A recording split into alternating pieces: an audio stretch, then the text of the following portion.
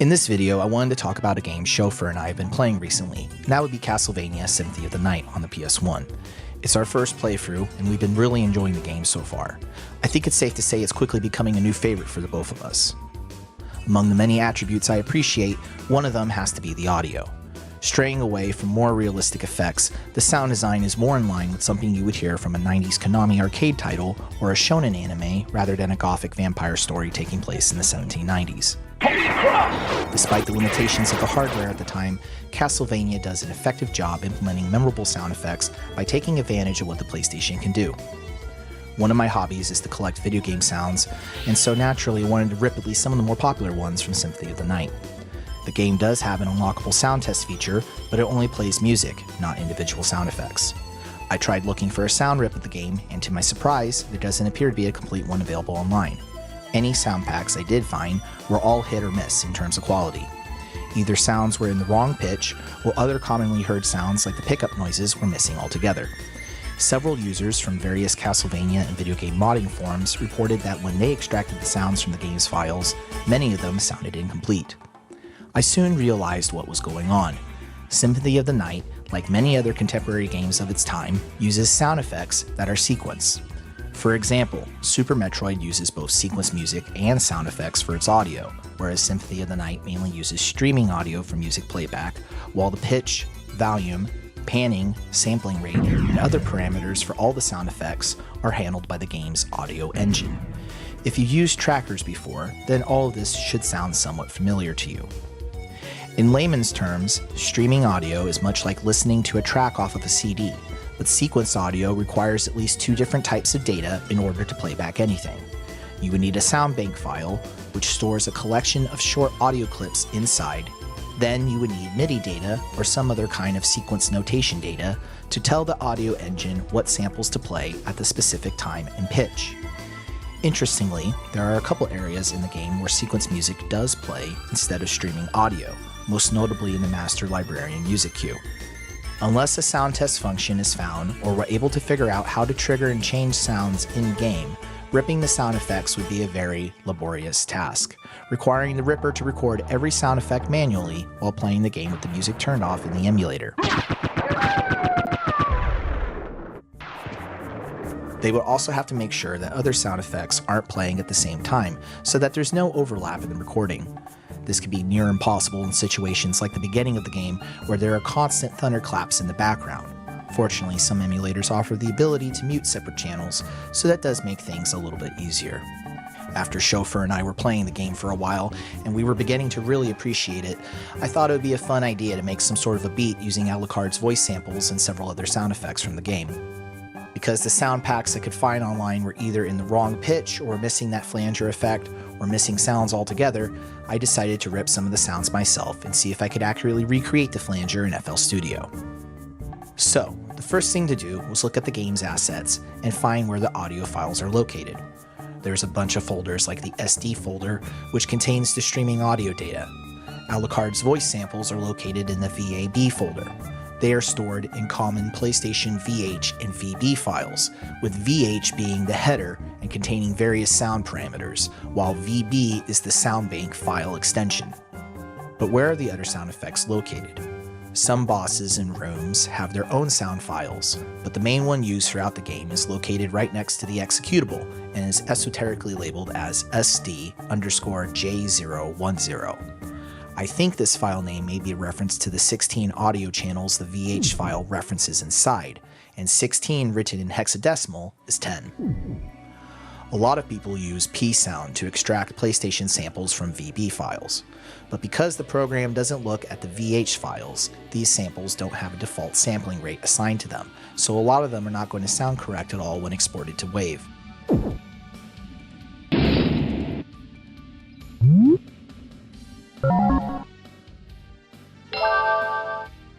So how do we get these samples to play at the proper pitch? And how does the flanger effect even work? With the PCSX Redux emulator, I was able to look at the very useful SPU debug window and see how the audio engine was working. As you can see, when I hit the start button, not one, but two voices or instruments are played on their own separate channels. If I mute one of them, we lose the flanger. and if we solo the other channel, the sample sounds almost exactly the same as the other. So what's going on here? Well, if we look at the sampling rate for the first channel, it's set to 7,795 Hz. On the other channel, it's set to a slightly faster rate of 7,816 Hz. To the human ear, it's almost impossible to tell the difference between the two, but when played together at the same time, you get that iconic sound. This is such a simple yet effective audio trick that I've seen many times before in chiptune and tracker music.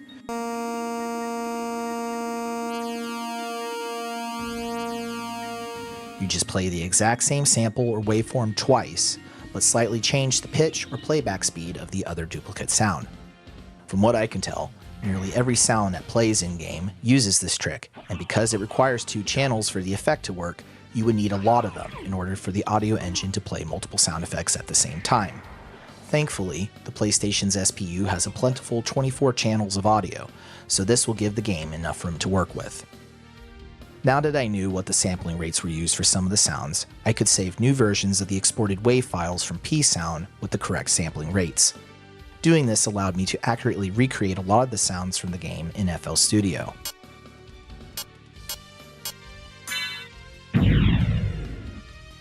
This works great for sounds that play a single sample, but more complex sounds like the heart pickup and level up cues are more like music jingles as they have multiple notes. To accurately recreate these sounds, it would require collecting all the sampling rates used for each note as well as matching up the timing. In that case, in order to maintain accuracy, it's easier to just record these more complex sounds from the emulator. After making the a la carte beat track, I was very pleased with the results of how the exported samples came out. I was able to do things with these sounds that the game doesn't, like left and right panning for some of the UI noises. Panning does have the ability to ruin the flanger effect depending on the sample, and because of this, most if not all the sound effects heard in the PS1 version are in mono from what I've heard so far. Considering how fairly easy it was to recreate the sounds in a modern DAW, it occurred to me that it would be a good idea to make a brief video on how flanging works in Symphony of the Night. But when I started writing the script for this video, I couldn't stop thinking about diving deeper into the game's code and trying to understand how the game was getting to these specific frequencies. I knew the exact sampling rates being used, therefore in theory, it should be somewhat easy to find in memory. And maybe that can lead me down a path where I could figure out how to trigger whatever sound effect I wanted.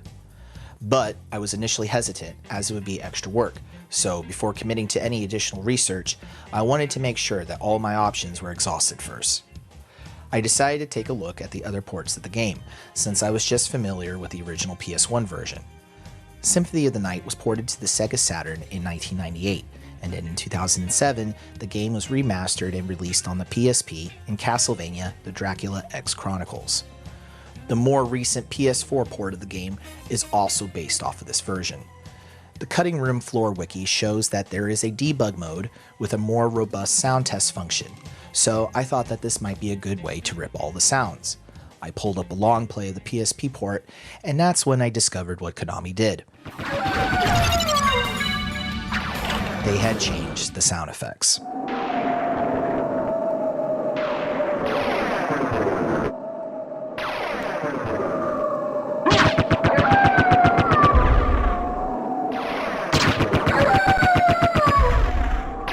I was kind of shocked to see how much had changed audio-wise with subsequent re-releases of this game.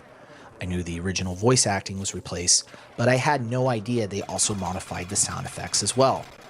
I feel these changes are completely unnecessary and are distracting to those who first experienced the game on PS1. I mean, I wrote a track featuring these sounds because they became iconic for me and Chauffeur, and now I'm discovering the fact that they were later modified. This was the impetus I needed to make the effort and take a look at the assembly code to see if I can find a way to make it easier to preserve these sounds. This next part of the video gets a little bit technical, as we'll be taking a look at assembly code and hexadecimal stuff, but I will try to explain it the most simplest way possible. It's important to point out that one of the biggest differences between the PS1 and PSP is that only the PSP's processor supports floating point arithmetic, whereas the PS1 uses less accurate fixed point arithmetic instead. This is what gives the PS1 its iconic, glitchy, graphical aesthetic that so many indie devs are trying to emulate these days. Another thing worth mentioning is that both the PS1 and PSP have processors that are little endian, meaning the least significant byte is stored first. So, as a result, values are written backwards in memory, but loaded into the CPU's registers in the correct order. Trying to prove my initial theory immediately hit a dead end, as the exact sampling rates I referenced earlier were nowhere to be found in RAM, so I had to find something audio related as a jumping off point. I used the header reference in the SD_J010.vh file, and that led me to what appeared to be an array of channels. Sure enough, modifying the bytes in one of them caused the save room heartbeat sound to change. By setting up breakpoints and watching how the numbers were being processed in the CPU's registers, I was beginning to make sense of the code and what was going on with the audio engine. Many titles, back in the 5th generation of video games and earlier, used frequency lookup tables for their music and sound effects. You can think of this table as a tuning system for the 12-note chromatic scale, and with the case of Symphony of the Night, there are an additional 15 frequency values between each chromatic note that can be used to create the flanger effect and allow further tuning flexibility. Messing around with the table can produce some hilarious corruption results.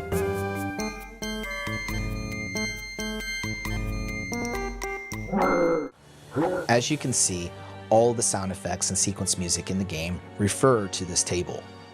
Before any playback happens, the VH file defines several important parameters that each sound effect or instrument uses in order to play back any sound. Two of these parameters are the center note, aka the root note of the sound, as well as the fine pitch. Using these two frequency values, as well as the desired MIDI note to playback, the audio engine proceeds to find the offset for the frequency table that best closely matches up with the desired pitch. After the frequency value has been loaded from the table, it is then bit shift to get us the final frequency value used by the PlayStation's SPU. This is a fixed point number, and if you multiply this number by the max sampling rate of the SPU, which is 44.1 kHz, you get the actual frequency rates that were showing up in the SPU debug window. All of this number crunching is why I couldn't find those final frequency values initially. I found the table inside the assets for the PSP port, but weirdly enough, the values were the same. At this point of the reverse engineering process, I had figured out the breakpoints needed to finally locate the sound effects sequence data in the original PS1 game. I hopped over to the PSP emulator and confirmed that the Dracula X Chronicles port was indeed using the original sequence data from the PlayStation 1. This was confirmed by zeroing out the entire sequence data chunk in memory, which made all the sound effects stop playing. Dracula, die now and leave this world. You'll never belong here. The frequency table from the PS1 does not show up in the PSP's memory, so that explains why the sounds are so different. In fact, Konami completely rewrote the majority of the audio engine for the PSP port of Symphony of the Night, with the sequence data and sound IDs staying the same. The first clue that alluded to this change was how the sound effects files were repacked into these SPK files. Inside the SPK files, we see a similar structure to the VH header files, but there appears to have been an updated version that was implemented. The one positive upside to updating the audio engine was that all the original surviving audio assets from the PS1 now have their original file names attached, which is something we didn't have previously. This is actually very similar to what just happened recently with the audio assets with Metroid Prime Remastered, where the original audio asset file names were unknown until now.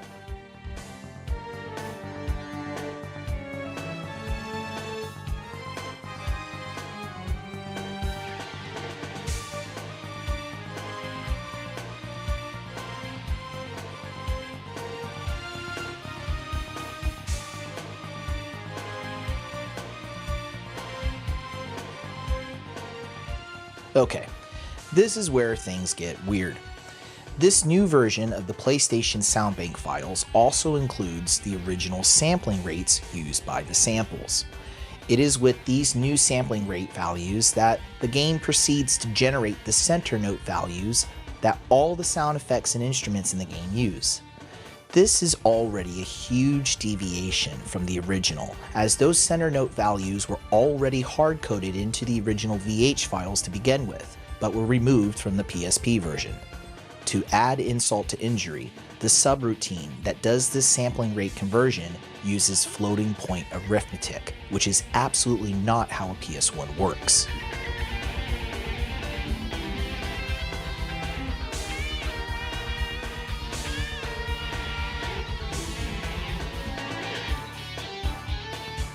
This creates totally incorrect sounds, like the UI selection sound heard here.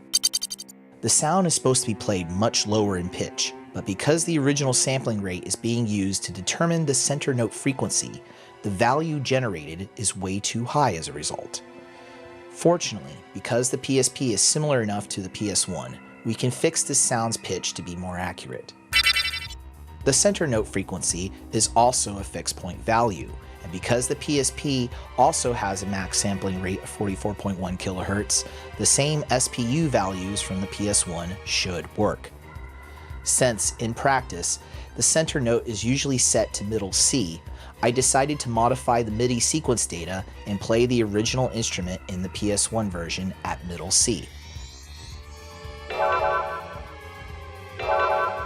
When the note played, I captured the frequency values being sent to the PS1's SPU, and then on the PSP emulator, I replaced the inaccurate frequency values generated by the new audio engine. That sounds so much better. As you can see, the PSP center note values for this particular UI sound are much higher compared to the values in the PS1's RAM. Even though the original Symphony of the Night frequency table can be found in the assets for the PSP port, the new audio engine never uses it. This means that there is no quick and easy way to change the tuning of all the sounds at once. Instead, one would have to go in and change the frequency values in memory for every sound described in the SPK file, and not all SPK files are loaded into memory at the same time either. So, because Dracula X Chronicles was no longer a feasible option, it was time to figure out a way to trigger sound effects on the PS1. At memory address 801390DC, the audio engine from the PS1 port uses an index to trigger sounds by providing a large area to write the sound ID in RAM. I believe the index is to help the engine with sound priority and to prevent playing too many sounds at once. The sound ID disappears very quickly, but if we use a breakpoint to stop the game right after the ID is written in memory, we can change it to the sound we want, and when the game proceeds to read the value, it will pull up a different sound. By performing specific actions, such as Alucard landing on his feet, or just simply standing in a save room, the sound effects that automatically play from those events will trigger the breakpoint consistently, and we can spoof the ID to play almost whatever sound we want. Some sound IDs that belong to characters like Richter don't work when playing as Alucard because Richter's assets aren't loaded in memory. As a result, you just hear Alucard's voice instead. Okay then, so how do we actually change a sound effect? Well, there are two ways to do this. The first way is to set up a breakpoint, and we do this at instruction address 80135C74. Once that's done, we open up our memory viewer and go to memory address 801390DC, the start of the sound effects index. Every time Alucard falls to his feet after jumping, it writes 4C here. This is Alucard's landing sound ID. We can change it to something like 3D, which is the start button sound. My favorite is changing the wolf bark to EF. Whenever another sound effect plays, the sound ID is written 6 bytes after the previously played ID. The index is only 600 hex in length, so when there's no more room, the newest ID is written back at the start. Note that sound effect IDs are 2 bytes in size, also known as a word, and should be written in Little Endian. We can also go one step further and change the sound ID reference in the game's binary code itself. This method doesn't require a breakpoint, as we're modifying the sound ID before it gets triggered by the game. Because we're now messing around with the game logic, this particular location in memory only changes Alucard's landing sound effect after pressing the jump button. Jumping while holding down the D-pad will still produce the default landing sound.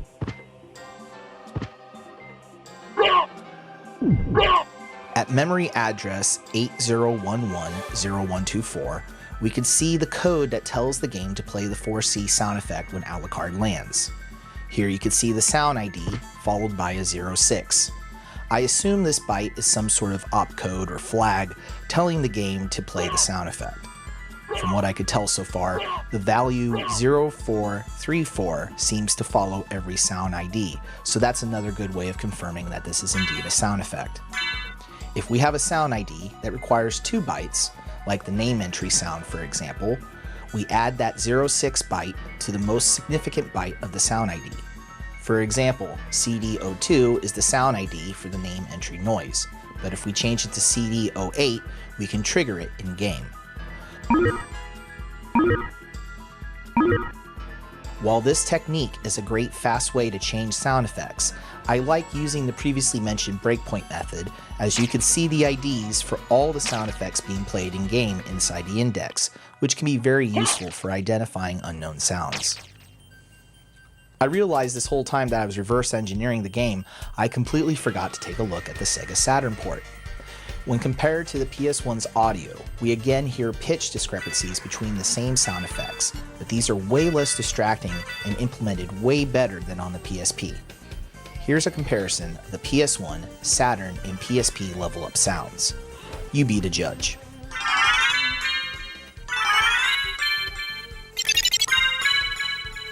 I think it says a lot that Symphony of the Night sounds so much better and more accurate on a vintage competitor console like the Sega Saturn compared to what you can buy now today on the PlayStation Store.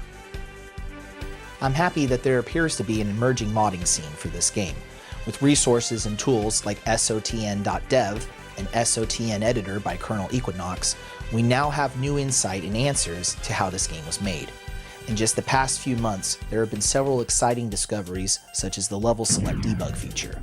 With this, we now have a way to be able to pull up any sound in the game without having to commit to an entire playthrough. If you're still here listening, then congratulations, you made it to the end of this long video. I was inspired to make this after watching several YouTubers who also produce reverse engineering content for a while now, such as Displaced Gamers, Modern Vintage Gamer, Coding Secrets, and Retro Game Mechanics Explained. I feel that their efforts help make reverse engineering actually entertaining to watch, and I hope you felt the same when viewing this. If you want to support me directly, you can do so by checking out my Patreon or Bandcamp, where I sell my original music. Your support has been immensely helpful in the past, and I thank you for continuing to do so. It means a lot. This is Cinemax. Thanks again for watching, and have a good one.